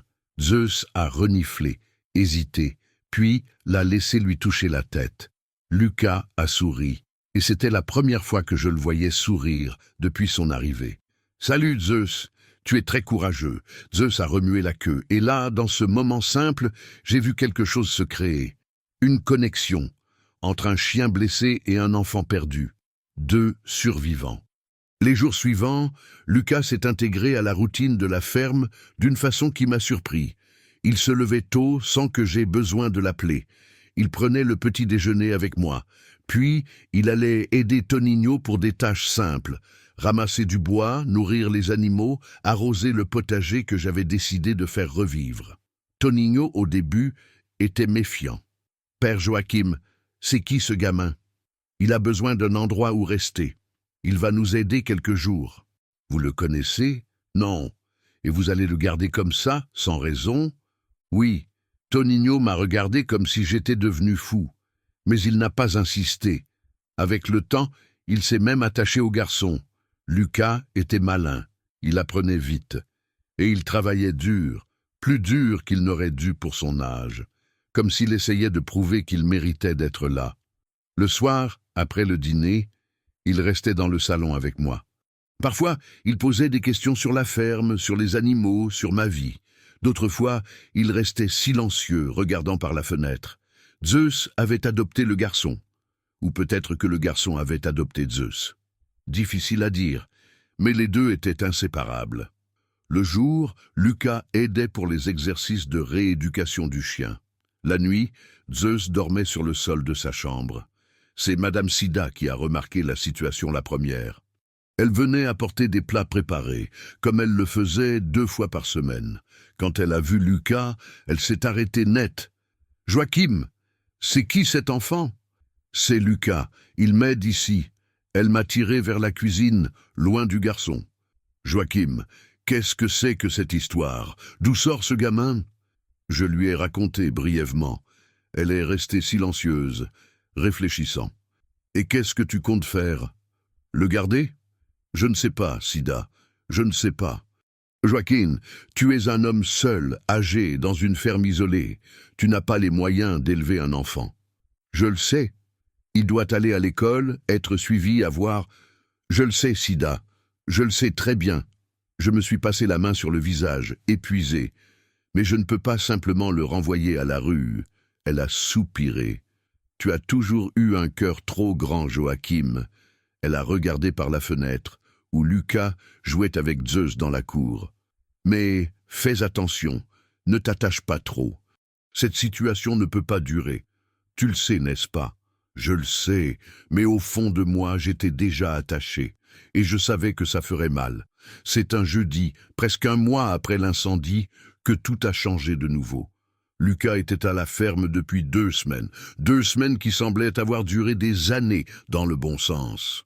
La maison n'était plus silencieuse. Il y avait des conversations au petit déjeuner, des rires d'enfants dans la cour, quelqu'un qui demandait sans cesse « Père Joachim, je peux aider ?» Zeus allait beaucoup mieux.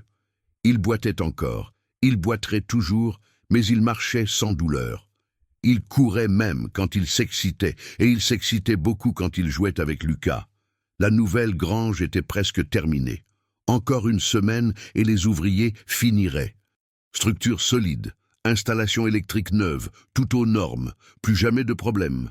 J'avais même recommencé à m'occuper du potager, ce que je n'avais pas fait depuis la mort de Maria. Lucas m'aidait, creusant la terre, plantant des graines de tomates, de laitue, de persil. Il aimait mettre les mains dans la terre. Il disait qu'il aimait la texture, l'odeur. Ma mère avait des pots de fleurs sur la fenêtre, a-t-il raconté un jour en plantant. Elle disait que les plantes rendent une maison plus vivante. Je ne comprenais pas. Maintenant, je comprends. Tout allait bien, tout semblait s'emboîter, jusqu'à ce que l'assistante sociale arrive. J'étais dans le pâturage nord, en train de réparer une barrière tordue, quand j'ai vu le véhicule blanc monter le chemin. Juste derrière, une voiture de gendarmerie. Mon estomac s'est noué. J'ai lâché mes outils et je suis retourné vers la maison à pied. Tonaio a vu les voitures aussi et m'a regardé, inquiet. Je lui ai fait signe de rester où il était. Quand je suis arrivé, une femme descendait déjà du véhicule. Elle devait avoir une 40aine d'années, les cheveux attachés en chignon, des lunettes, un dossier sous le bras. Elle portait un badge de l'aide sociale à l'enfance. Derrière elle, 2 gendarmes. Un homme plus âgé, sans doute adjudant, et une jeune gendarme. « Bonjour », a dit la femme. « Bonjour. Vous êtes bien Joachim Ferreira da Silva? Oui. Je m'appelle Christine Alves. Je suis assistante sociale de l'aide sociale à l'enfance du département. Je vous présente le maréchal des logis chef Rodrigue et le gendarme Marthe. » Elle jeta un coup d'œil vers la maison. « Monsieur, avez-vous un mineur ici sur votre propriété ?» J'ai senti mon cœur s'emballer. Comment savait-elle? Qui vous a dit ça? Nous avons reçu un signalement anonyme. Quelqu'un a affirmé avoir vu un jeune garçon travailler ici, à la ferme. Elle ouvrit son dossier. Lucas Henri Simonin, 11 ans, né à Clermont-Ferrand. Est-ce bien son nom?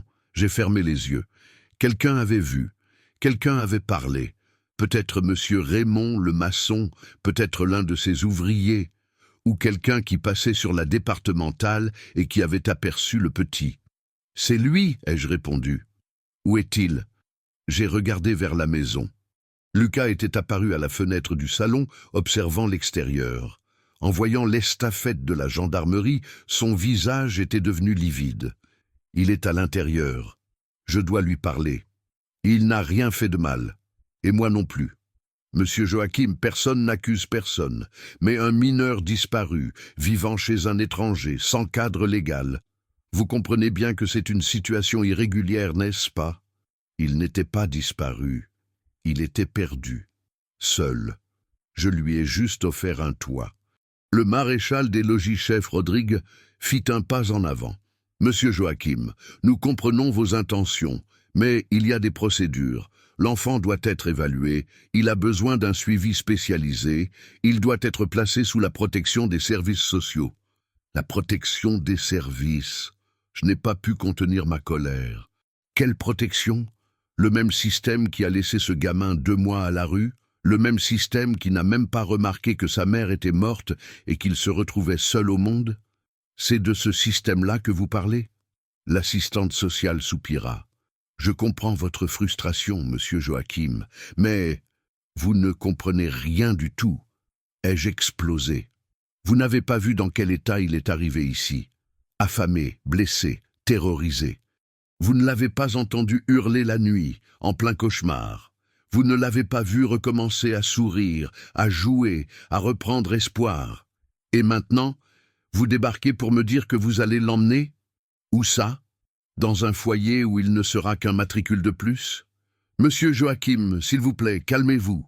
Je ne me calmerai pas. Ce petit... C'est alors que j'ai entendu sa voix derrière moi. Monsieur Joachim. Je me suis retourné. Lucas était sorti de la maison. Zeus était à ses côtés, boitant mais aux aguets. Le petit était pâle, tremblant, mais il a marché droit vers moi. Monsieur Joachim, ce n'est pas grave. Je vais partir avec eux. Non, tu n'iras nulle part. Je dois le faire. Ses yeux étaient embués de larmes. Je savais que ça arriverait. Je savais que ça ne durerait pas. Il a regardé l'assistante sociale. Je viens avec vous. Laissez-moi juste lui dire au revoir. Christine a hésité, puis a acquiescé d'un signe de tête. Bien sûr, prends le temps qu'il te faut. Lucas s'est tourné vers moi. Les larmes roulaient sur ses joues. Merci, monsieur Joachim. Pour tout. Pour les repas, pour le lit, pour m'avoir gardé ici. C'était le meilleur moment de ma vie. Depuis que maman est partie, je me suis agenouillé devant lui, je lui ai pris les épaules. Lucas, écoute-moi, je vais régler ça. Je ne les laisserai pas t'emmener comme ça. Je vais... Vous ne pouvez rien faire. Je suis mineur. Je n'ai pas de famille. Ils ont raison. Je dois aller au foyer. Non, il doit y avoir une autre solution. Il n'y en a pas. Il m'a serré fort dans ses bras. Une étreinte d'enfant désespéré. Mais merci d'avoir essayé. Zeus s'est mis à aboyer. Ce n'était pas un aboiement agressif, c'était de l'angoisse, comme s'il sentait que quelque chose de terrible se passait. Lucas s'est détaché de moi et s'est agenouillé devant le chien. Veille sur lui, d'accord, Zeus? Veille sur monsieur Joachim. Ne le laisse plus jamais tout seul. Il a embrassé la tête de Zeus et s'est relevé. Il a commencé à marcher vers le véhicule et quelque chose s'est brisé en moi. « Attendez !» ai-je crié. Tout le monde s'est arrêté. Lucas s'est retourné. « Et si... » ma voix tremblait. « Et si je voulais qu'il reste? Pour de bon, légalement. Une adoption, une garde, je ne sais pas. Est-ce que c'est possible ?» Christine a écarquillé les yeux, surprise. « Monsieur Joachim, l'adoption est un processus long, complexe. Cela demande des enquêtes sociales, psychologiques, des preuves de ressources financières, des entretiens, des visites à domicile. Ça peut prendre des mois, voire des années. Peu importe le temps que ça prendra. Est-ce que c'est possible ?» Elle a échangé un regard avec les gendarmes. « Techniquement, oui, c'est possible. Mais vous devez comprendre que ce n'est pas simple. Et durant la procédure, l'enfant devrait normalement être placé sous la garde de l'État. Non, ai-je tranché net. Non, il reste ici, avec moi. Monsieur Joachim, ça ne marche pas comme ça. Il y a des règles, des protocoles. Alors, changez les règles. Faites une exception, n'importe quoi. Le maréchal des logis-chefs Rodrigue s'est gratté la tête. Monsieur Joachim, vous avez l'air d'être un homme de bien. La ferme est tenue. Le petit semble bien traité. Mais on ne peut pas simplement le laisser ici sans surveillance officielle. Alors, surveillez-nous. Venez toutes les semaines s'il le faut. Faites vos visites, vos évaluations. Faites ce que vous voulez. Mais ne l'emmenez pas. Christine a pris une grande inspiration. Elle a regardé Lucas.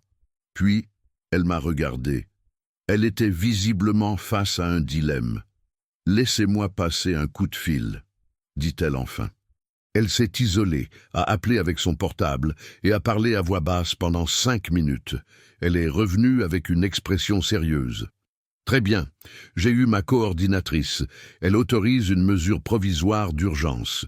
Lucas peut rester ici sous votre responsabilité le temps que nous lancions l'évaluation pour une garde temporaire. Mais il y a des conditions strictes. Lesquelles ? Première condition, il ne doit pas travailler. Le travail des mineurs est strictement interdit. Si nous apprenons qu'il effectue des travaux pénibles, nous le retirons d'ici immédiatement. Il m'aide juste pour de petites bricoles. Rien de fatigant. Deuxième condition, il doit être inscrit à l'école. Immédiatement. Je vais l'inscrire.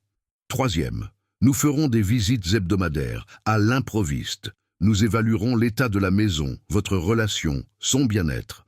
Au moindre signe de négligence ou d'abus, il part.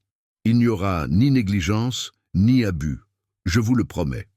Et quatrième condition, vous devez engager officiellement la procédure de demande de garde. Je vais vous donner les documents nécessaires. Si dans 3 mois le dossier n'a pas avancé, nous devrons reconsidérer la situation. Je ferai tout ce que vous demanderez. Elle m'a regardé droit dans les yeux, comme pour lire dans mon âme. Pourquoi faites-vous ça, monsieur Joachim? Vous ne connaissez pas ce petit. Ça fait à peine 2 semaines qu'il est là.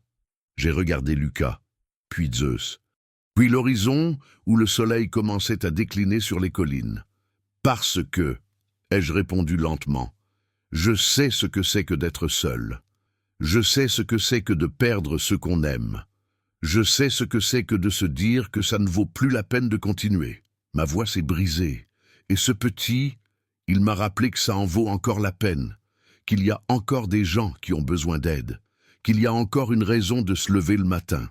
Christine est restée silencieuse un long moment, puis elle a hoché la tête. C'est d'accord, il reste, mais je garderai l'œil ouvert. Après leur départ, je me suis assis sur le perron, tremblant de tous mes membres. Ce n'était pas seulement la peur de ce qui venait de se passer. C'était la réalité de mon engagement qui me retombait dessus. Je venais de m'engager à élever un enfant qui n'était pas le mien, que je connaissais à peine, et qui traînait une histoire compliquée. Moi, un homme de 63 ans, veuf, solitaire depuis des années, qui savait à peine prendre soin de lui-même. À quoi avais-je pensé? Lucas est venu s'asseoir à côté de moi. Zeus s'est approché en boitant et s'est couché entre nous deux. « Monsieur Joachim, » a dit le petit d'une voix ténue, « vous n'étiez pas obligé de faire ça. Je sais. Vous pouvez encore changer d'avis si vous voulez. Je comprendrai. » Je l'ai regardé. Un petit garçon fragile, mais avec une force dans le regard que je reconnaissais, la force de celui qui a survécu à des choses qu'il n'aurait jamais dû vivre. Je ne changerai pas d'avis, mais tu dois comprendre une chose, Lucas. Je ne suis pas doué avec les gens. Je suis un vieux bougon, un solitaire qui ne sait pas dire de jolies choses, qui ne sait pas montrer ses sentiments. Je ne sais pas comment être un père. Je n'ai jamais été très bon à ça, même pour mes propres enfants. C'est pas grave, moi non plus, je ne sais pas comment être un fils. Ma mère m'a élevé seule, on n'avait pas grand-chose, mais elle m'a appris un truc. Il m'a regardé. Elle disait que la famille, ce n'est pas forcément le sang. C'est celui qui reste à tes côtés quand tout s'écroule. J'ai senti une boule dans ma gorge. Ta mère était une femme sage. Elle l'était. Nous sommes restés là, en silence, à regarder le soleil se coucher. Zeus ronflait doucement entre nous, fatigué mais apaisé. Et pour la première fois depuis très longtemps, j'ai senti que peut-être, juste peut-être, j'avais pris la bonne décision. Les jours suivants, tout a encore changé, mais cette fois pour de bon. Je suis allé à l'école primaire de la commune et j'ai inscrit Lucas. La directrice, Madame Morel, une dame d'une 50aine d'années, a été très compréhensive. Il a du retard, n'est-ce pas? D'après ce que vous me dites, il a manqué presque un trimestre. Oui, mais il est vif, il rattrapera. Je vais le mettre dans une bonne classe, avec une institutrice patiente. Il commence lundi. Merci. J'ai acheté les fournitures scolaires, des cahiers, des crayons, des stylos, un sac à dos, des choses simples, mais qui ont fait briller les yeux de Lucas. Tout ça est à moi? Oui. Je n'ai jamais eu de sac neuf. Maintenant, tu en as un. Je lui ai aussi acheté des vêtements. Des pantalons, des chemises, des shorts, des baskets. Au début, il était gêné. C'est trop de dépenses, monsieur Joachim. Ne t'occupe pas de ça. Tu dois aller à l'école avec une tenue correcte. Je l'ai emmené chez le médecin. Il fallait un certificat de santé pour l'école, et je voulais être sûr qu'il allait bien. Le docteur Fernand, notre médecin de famille depuis des années, l'a examiné sous toutes les coutures. Il est dénutri, mais rien qu'une bonne cuisine ne puisse arranger. Les plaies aux pieds cicatrisent bien. Il m'a tiré dans un coin. Joachim, tu comptes vraiment garder ce petit? Oui. Tu sais dans quoi tu t'embarques? Je n'en ai aucune idée, mais j'apprendrai en marchant. Il a souri. Tu as toujours été têtu, mais tu as un bon fond. Ce petit a de la chance d'être tombé sur toi. Je crois que c'est le contraire. Durant cette semaine-là, la routine a été totalement bouleversée. Je me levais plus tôt pour préparer un vrai petit déjeuner. Le déjeuner et le dîner sont devenus de vrais repas, plus seulement des plats réchauffés à la va-vite. La maison était plus propre, mieux rangée, et on parlait. On parlait beaucoup. Lucas me racontait sa mère, comment elle travaillait dur, cousant jusque tard dans la nuit. Comment elle chantait en cuisinant, comment elle lui lisait des histoires avant de dormir, même quand elle tombait de fatigue. Elle était tout pour moi, a-t-il dit un soir, les yeux fixés sur le plafond de sa chambre. Quand elle est morte, j'ai cru que j'étais mort avec elle. Mais tu n'es pas mort, tu as survécu, j'ai survécu, mais je ne vivais pas vraiment, j'existais, c'est tout. J'allais d'un endroit à l'autre en attendant que quelque chose se passe. Il m'a regardé. Jusqu'à ce que j'arrive ici. Et maintenant? Maintenant, je crois que je peux essayer de vivre pour de vrai. Le vendredi suivant, Christine, l'assistante sociale, est repassée, sans prévenir, comme elle l'avait promis. Elle a inspecté toute la maison. Elle a vu la chambre de Lucas, propre et ordonnée. Elle a vu le réfrigérateur plein. Elle a vu les livres d'école sur la petite table. Elle a vu les vêtements neufs dans l'armoire. Elle a discuté seule avec Lucas pendant une demi-heure, puis elle m'a parlé. Tout va bien pour l'instant, le petit a l'air heureux, la maison est adaptée. Mais avez-vous lancé la procédure de garde? Pas encore. Monsieur Joachim, vous avez promis. 3 mois. Si dans 3 mois les papiers ne sont pas en route, je serai obligé de l'emmener au foyer. Je vais le faire, je vous le jure. Alors ne perdez pas de temps. Après son départ, je me suis assis dans la cuisine, la tête entre les mains. Les démarches me semblaient insurmontables. Il fallait rassembler des documents, passer une évaluation psychologique, prouver mes revenus, passer des entretiens. Zeus est venu poser sa tête sur mes genoux. Lucas s'est assis de l'autre côté de la table. « Vous regrettez ?» J'ai relevé la tête. « De quoi ?»« De m'avoir laissé rester. »« Non, jamais. C'est juste... J'ai peur de ne pas y arriver, de ne pas être à la hauteur, d'échouer avec toi comme j'ai échoué avec mes propres enfants. Vous n'avez pas échoué avec eux. Si, ils ont grandi et sont partis. Ils viennent à peine me voir. Ils appellent rarement. Lucas est resté pensif. Peut-être qu'il ne savait pas comment faire pour s'approcher. Parfois, les gens ne savent pas comment montrer leur amour, mais ça ne veut pas dire qu'ils n'aiment pas. J'ai regardé ce petit bonhomme de 11 ans dire des choses plus sages que tout ce que j'avais pu dire en 63 ans de vie. « Tu es bien malin, tu sais ça ?» Il a haussé les épaules. Ma mère disait toujours que j'étais un vieux dans un corps d'enfant. Cette nuit-là, après que Lucas se fut endormi, je suis resté sur le perron comme d'habitude. Zeus à mes côtés, le ciel étoilé au-dessus de nous, le silence de la campagne tout autour. Mais cette fois, le silence était différent. Il n'était pas pesant. Il n'était pas vide. C'était la paix. J'ai pensé à Marie. À quel point elle serait heureuse de voir la maison pleine de vie à nouveau. À quel point elle aurait adoré Lucas. À la façon dont elle m'aurait dit « Je te l'avais dit que tu avais un cœur d'or, Joachim. » « Je crois que tu avais raison, Marie. » Ai-je chuchoté au vent. Je crois qu'il y avait encore de la vie ici. Il fallait juste un petit coup de pouce pour la réveiller. Zeus m'a regardé et a remué la queue. Et là, à cet instant précis, j'ai réalisé quelque chose. J'avais passé les 7 dernières années à croire que j'avais tout perdu, qu'il n'y avait plus rien à vivre, que mon histoire s'était arrêtée quand Marie était morte. Mais je me trompais. Mon histoire n'était pas finie. Elle changeait juste de chapitre. Et ce nouveau chapitre, c'était peut-être le plus important de tous.